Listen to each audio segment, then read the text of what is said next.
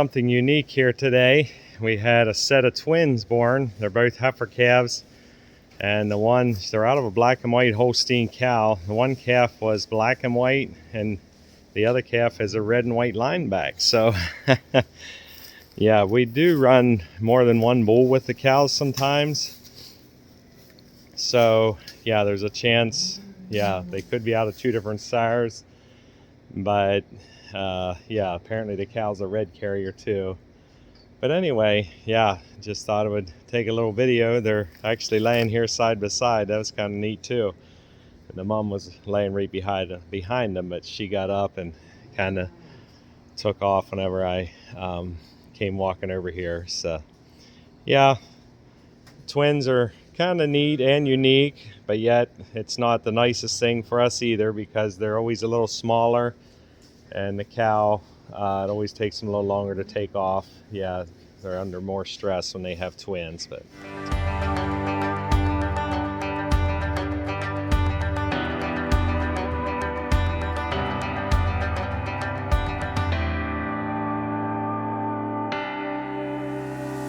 hey, Benny! Hey, Benny! Oh, Benny! Oh, Benny! Penny likes people. She's all excited and about bouncing off the walls. So yeah, well, good afternoon. It's Sunday afternoon here. A few things I need to do here this afternoon. Need to finish up some feeding and feed some calves grain, and a couple other, check the springers, a couple other little odds and ends. Yeah, two of my nieces that help us, some are milking this afternoon, so we'll see if everything's going well. The bull calf, yeah, we'll need to give him a couple things. He'll probably go to auction here in the next day or two, a couple days. We don't raise very many of our bull calves. We don't have room to, but we do raise a few every now and then. So yeah, today's a really nice sunny day. It's a little cool. It's not like bitter cold or anything, but it's definitely a little chilly. I'll let you out here this afternoon. Daylight out. I'll try to do a little video here.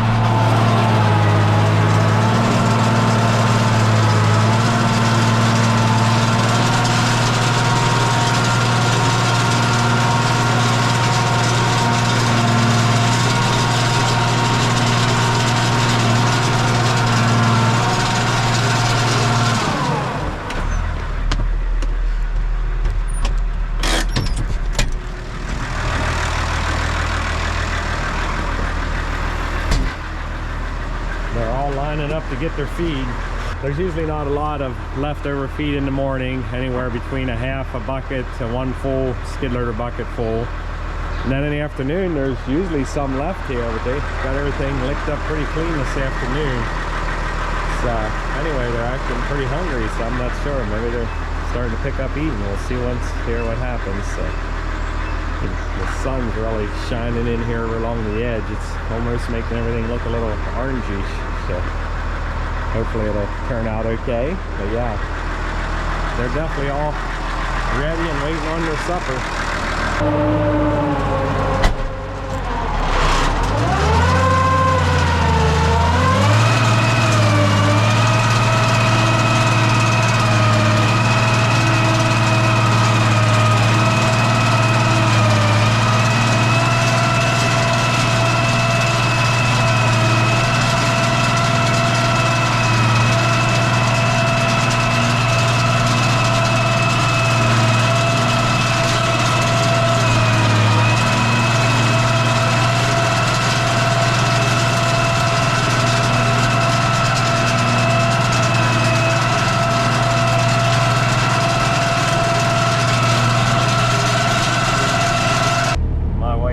Coming to feed her cats and dogs. Her cats follow her when they know they're getting fed. There's, I don't know, probably 15 or 20 of them.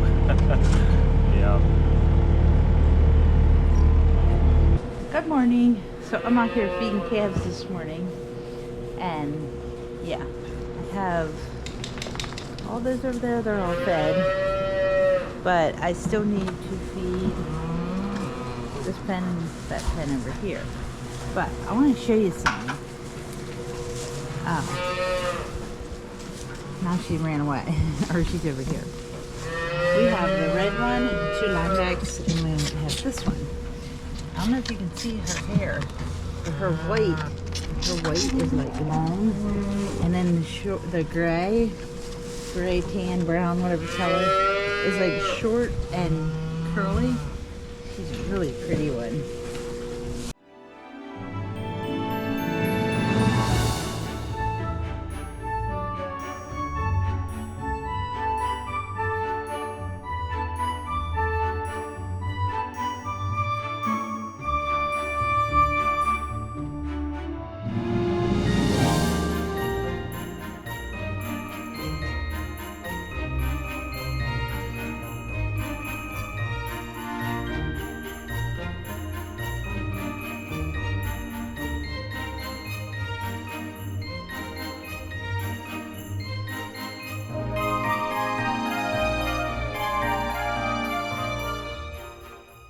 My wife is feeding the calves this morning, and I was talking to her about some changes we just recently made here with the calves.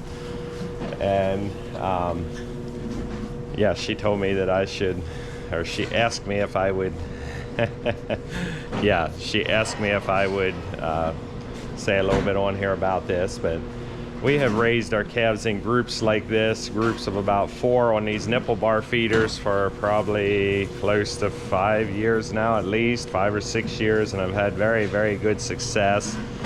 Sometimes you have trouble with calves sucking on each other when you raise them in groups, but by putting them on these nipple bar feeders, they just keep sucking on the nipples for a while after they're done drinking. And then we do put a little bit of water, rinse them out, and put a little bit of water in it, warm water, so they'll suck that water out too. And the older the calves get, the more water we put in, because obviously they'll drink more when they're younger. We just put a little bit in, enough for them to draw some water through the nipples. And yeah, twice a week we scrub the feeders out. We don't do it every feeding, and we don't have a lot of troubles build up in the feeders. Not saying we don't have any, but not very, very little. But yeah, probably the biggest change we just recently made, we switched to a different milk replacer. We did have just a tad bit of trouble with maybe 1 or so in the group with getting just a touch of scours. Not bad, not like deathly sick scours, but just a little loose. And yeah, I had to give them a few things here and there, but we switched to this different milk replacer that's supposed to be for cold weather. It's a cold weather milk replacer, and it's like we have a whole different set of calves. And I mean, like I said, not that we had much calf trouble. They grew well. We were weaning them between 7 and 8 weeks old, so they were growing really good off of what we were feeding them. And the other thing we're noticing with this milk replacer, it don't build up on the feeders near as much. It don't get like from a, yeah, it's more, reminds you more like a milk. And it's, yeah, it's a, if anybody wants any more info on that, I'll maybe say a little more about it. But it is a Land O'Lakes all milk replacer. It's designed specifically for cold weather. It has a little more energy in it, a little more fat, I think. And yeah, we have only started, we just switched about 10 days ago, so we only started 1 group of calves since that, but none of them in there have gotten any sign of anything. They just never skipped a beat and took right off. And yeah, and there was 2 or 3 in 2 different groups here that had a touch of scours, but not bad, like I said. But they had a touch of scours, and as soon as we switched over to this, it kind of all went away. And yeah, they really, their hair coats really smoothed up. And here's the group the last group we just started on the feeder. They're between a week and 10 days old, probably close to 10 days now. But yeah, so I'm curious to see what the outcome is down the road with it, whether it still stays like that or not. But anyhow, so far we're really happy with it.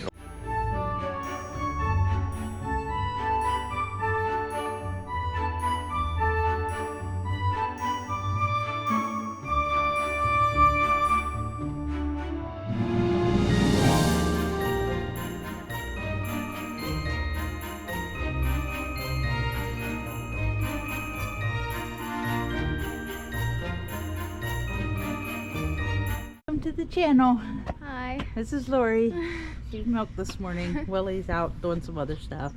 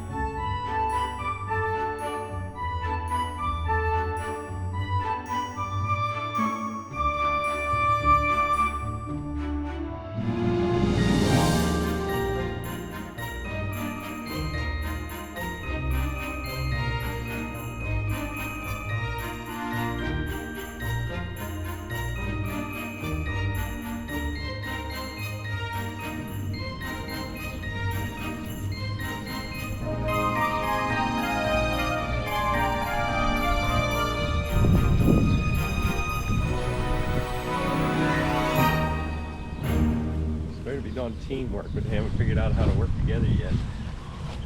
They've been out here carrying on.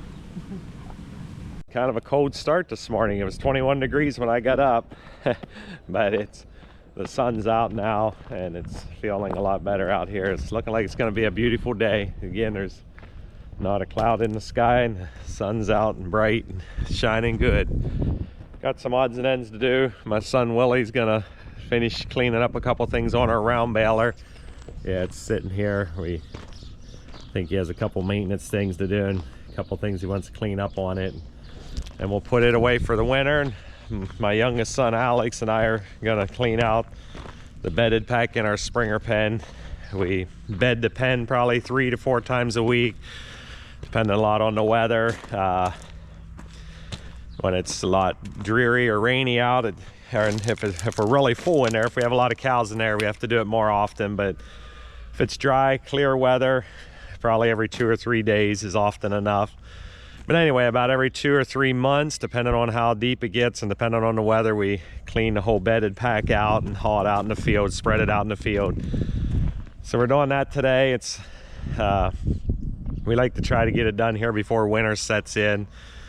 Then we don't have to worry about it when it's freezing cold or snow on the ground or things like that. And yeah, we should hold till it depends how the winter goes. We might haul one more time throughout the winter, but it should hold till the 1st of March probably if we needed it to. So yeah, I mean, the longer you wait, the deeper the bedded pack is. It takes a lot longer to clean it out. So if it's starting to get thicker in there and we got good weather, we'll clean it out before that again. But yeah, we'll try to get some video here today and see how the day goes. Hopefully it'll be a good day. We have a McCormick, it's an XTX 165 tractor that we often spread manure with, and we have a Hagdorn vertical beater, hydro push manure spreader. This spreader is getting some age to it. It's probably, I don't know, it's probably getting 12 to 15 years old. Still does good for us, and the vertical beaters in the back are up and down. It works really good for pen pack manure or bedded pack manure where you have straw or corn fodder with it. This tractor, I think it's a 2006. We've had it for a good many years, probably since I think it was 4 or 5 years old when we got it. It's done well for us. We put a chip in it. I think it dynoed at 185 or 190 horsepower. Used to be our biggest tractor before we got the we have a Case IH Puma 200. It's actually sitting here right beside it. Yeah, and we got that 2 or 3 years ago, and yeah, that's a really good tractor as well. We use it for tillage, and right now we have it hooked to our dump cart that we used to haul some dirt around last week. But so yeah, we'll get started up here and continue on with our day.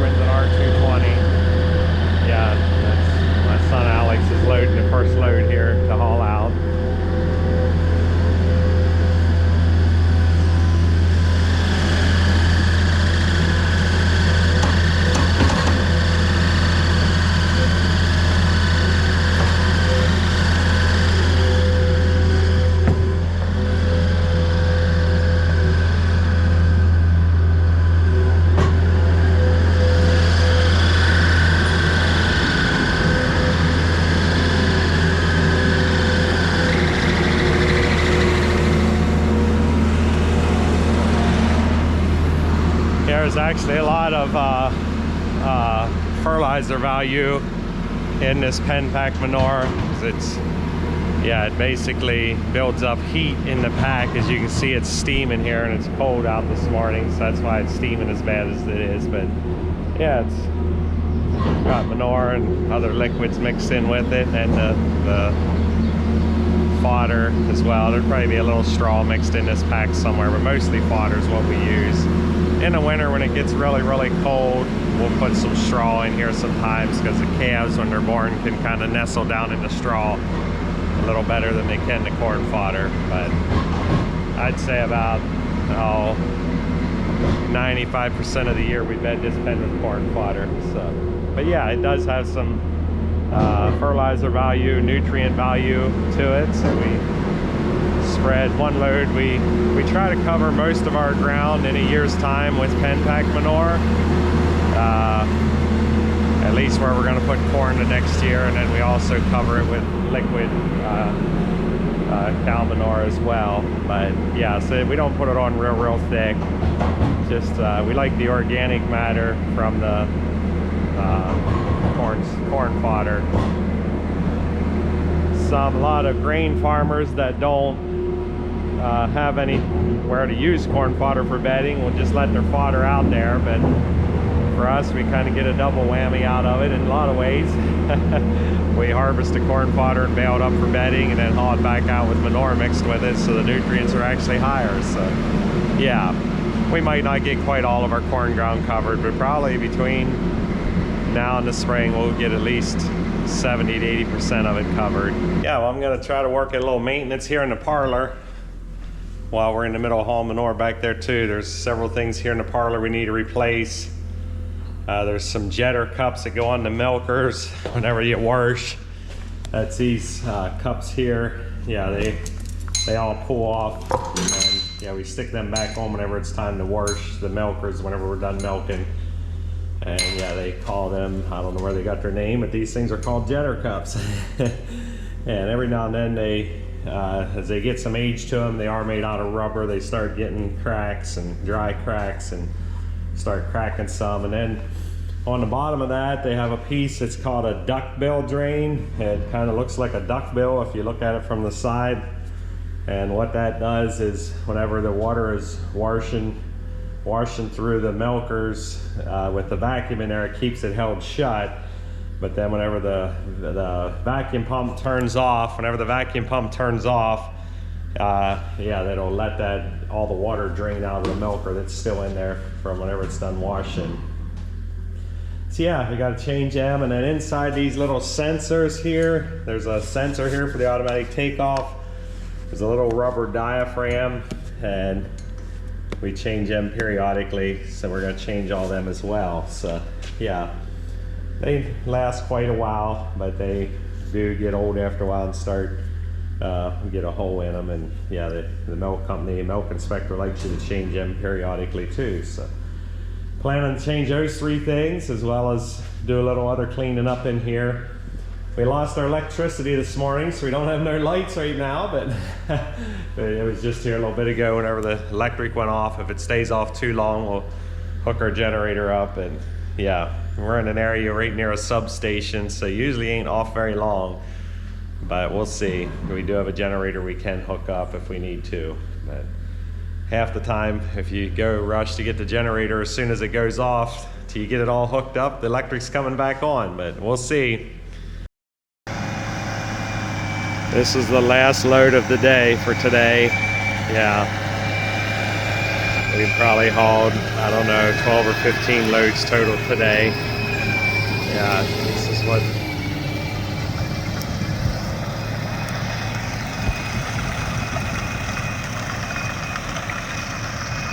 Yeah, them vertical beaters in the back spin really fast and spread it out probably 40, 50 feet. Yeah, it does a really good job of spreading a nice even pattern. We had another set of twins born last night. Here's one. The mom is a black crossbreed, and she had a lineback heifer calf and a little, almost a solid black bull calf. Yeah, so whenever twins are born, when it's a bull and a heifer together, the heifer is not any good most of the time, about 90 or 95% of the time. The typical name for them is a free martin. Yeah, not sure where that name came from, but yeah, their parts of the reproductive tract don't mature, and yeah, about 90 or 95% of the time they won't breed. So yeah, we'll have to sell both of them. Or yeah, she's a younger cow. She's in good flesh. So yeah, sometimes earlier in a video I said about how twins can pull them down. Yeah, it's not always the case, but yeah, they depends on how young they are, or how old they are, and what they look like.